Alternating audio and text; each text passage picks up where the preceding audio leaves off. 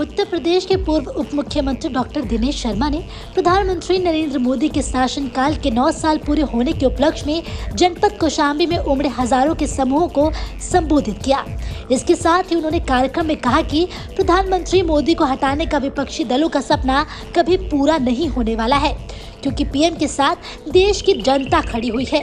आज जहां बिहार में विरोधी दल के नेताओं का जमावड़ा हो रहा है, तो वहीं अमेरिका में मोदी के प्रशंसकों का जमावड़ा हो रहा है। इसके साथ ही उन्होंने क्या कुछ कहा, आइए सुनते हैं।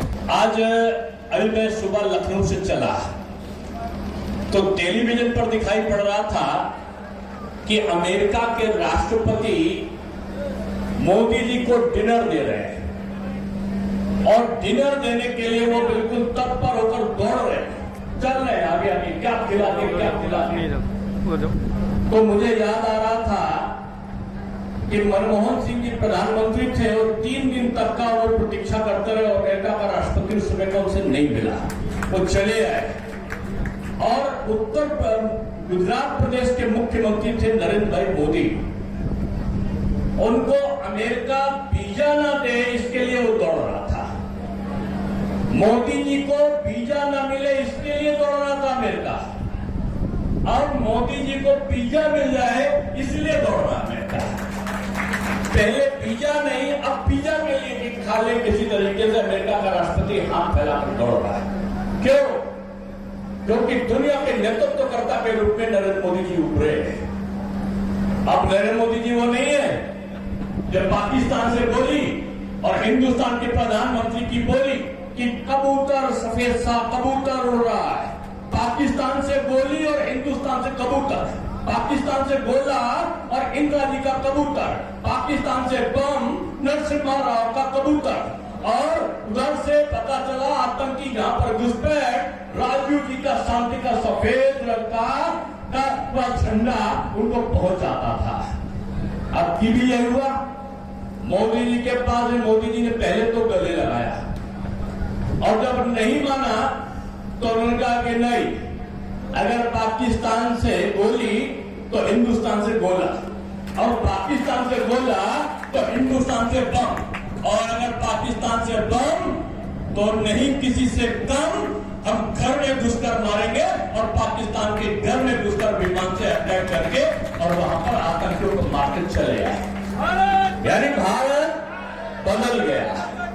अब भारत वो नहीं है कि हिंदुस्तान में आओ आतंकी, हिंदुस्तान में कभी आप बनारस में बम फोड़ो, कभी आप लखनऊ में बम फोड़ो, कभी गुजरात में बम फोड़ो, और जब भागकर आतंकी जाएं तो हजरतगंज में कश्मीर में बिरयानी खाएं और दामाद की तरह खाते कराकर लौटकर पाकिस्तान चले जाएं।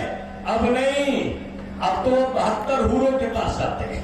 अगर आ गए तो अब पाकिस्तान आतंकवादी अब जिंदा पाकिस्तान नहीं जाते और वो बिरयानी नहीं खाते, बल्कि उनकी जो शरीर का जो सड़ा हुआ बिरयानी होता है वो गिद्ध और चील खाते हैं, तो वो मरे हुए यहां से जाते हैं। इसलिए ये समय बदल गया है।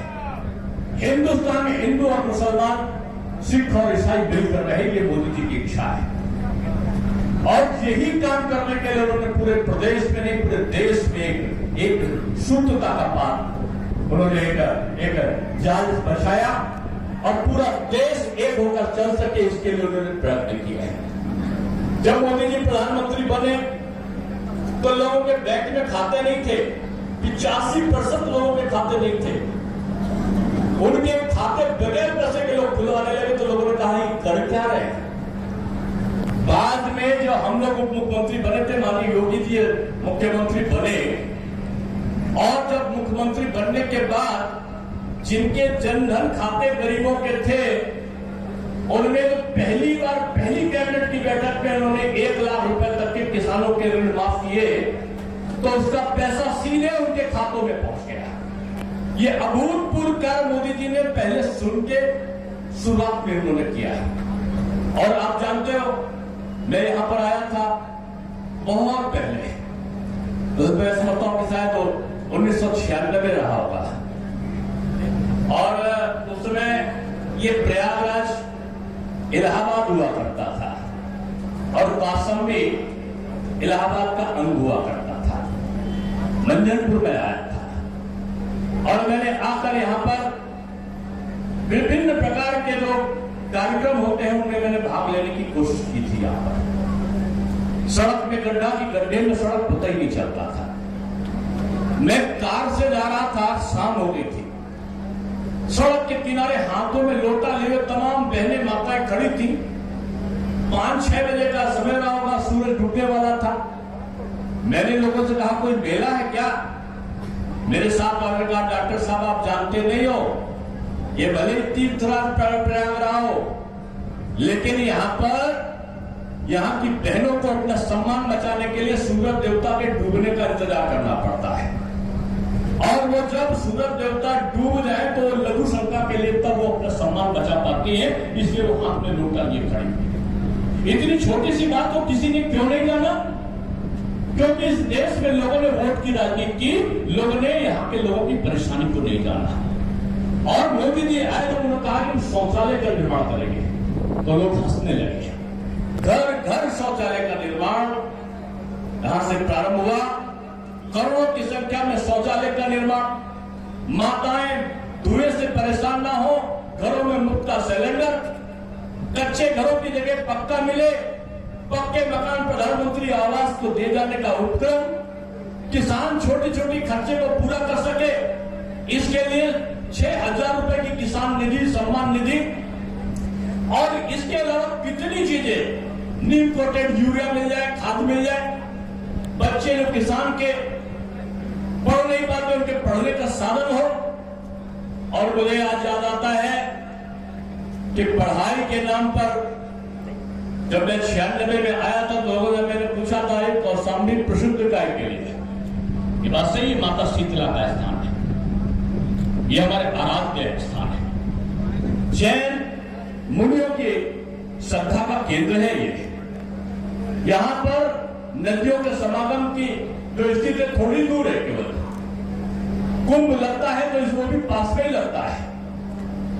लेकिन एक चीज के लिए बदनाम हुआ करता था, वो ये था कि कौशाम्बी जब मैं उप मुख्यमंत्री बना और मेरे पास शिक्षा विभाग आया, तो सबसे पहले मैंने पूछा कि नकल कहां कहां होती है। तो सबसे पहला जवाब ये मिला कि सबसे ज्यादा नकल कौशाम्बी में होती है, ऐसा लोगों ने बोला। अरे तीर्थराज प्रयाग हो, जहां पर शिक्षा का केंद्र रहा हो, वहां पिछली सरकारों का नकल माफिया शरीर पर, छाती पर मूंग डल रहा हो, ये कैसे हो सकता था? और यहाँ के लोग जानते हैं, मैं विनोद सोलकर जी को इसलिए धन्यवाद देता हूं, इन्होंने प्रयत्न किया। उन्होंने कहा डॉक्टर साहब पढ़ाई होनी चाहिए पहले, कड़ाई से काम नहीं चलेगा, पढ़ाई से काम चलेगा। हमने 220 दिन की शिक्षा करा और जो परीक्षाएं 2.5 महीने चलती थी, उनको हमने 14 दिन और 12 दिन में परीक्षाएं वहां संपादित होने लगी। जो किताबें 25 साल पहले जिस दाम पे मिलती थी, एनसीईआरटी का कोर्स लागू करके 70% दूसरे प्रदेशों से कम लागत पे किताबें उत्तर प्रदेश में मिलने लगी। जब सारा कुछ हो गया तो मैंने कहा विनोद जी, अब तो कौशाम्बी में पढ़ाई भी प्रारंभ हो गई, तो कड़ाई करने की आवश्यकता है। तो ये बोले कि कोई नकल छात्र जानकर नहीं करता, जब पढ़ाई नहीं होगी तो नकल करेगा, इसके लिए छात्र और हमारा टीचर दोषी नहीं है। मैंने कहा बात सही है। मैंने 220 दिन की शिक्षा कंपल्सरी किया, सीसीटीवी कैमरा लगवाया, स्टैटिक मजिस्ट्रेट को लागू किया, और कड़ाई की जो नकल कराने वाला माफिया है वो गिरफ्तार होगा। यानी अध्यापक और छात्र नहीं, जो नकल कराने का ठेका लेते हैं उनके खिलाफ कठोर कार्रवाई होगी। और जहां ये हुआ तहां हमारा कौशाम्बी नकल से मुक्त हो गया। तो मैं आपके बच्चों को बीजेपी की सरकार अच्छा बनाना चाहती। ब्यूरो रिपोर्ट, समय डिजिटल। उम्मीद करती वीडियो आपको पसंद आया होगा। इस वीडियो को लाइक करें और अपने दोस्तों के साथ इस वीडियो को शेयर करना बिल्कुल ना भूलें। इस वीडियो पर आपकी क्या राय है? अपनी राय हमें कमेंट कर जरूर बताएं। इसी तरह की खबरों के लिए बने रहे सहर्ष में यूपी उत्तराखंड के साथ।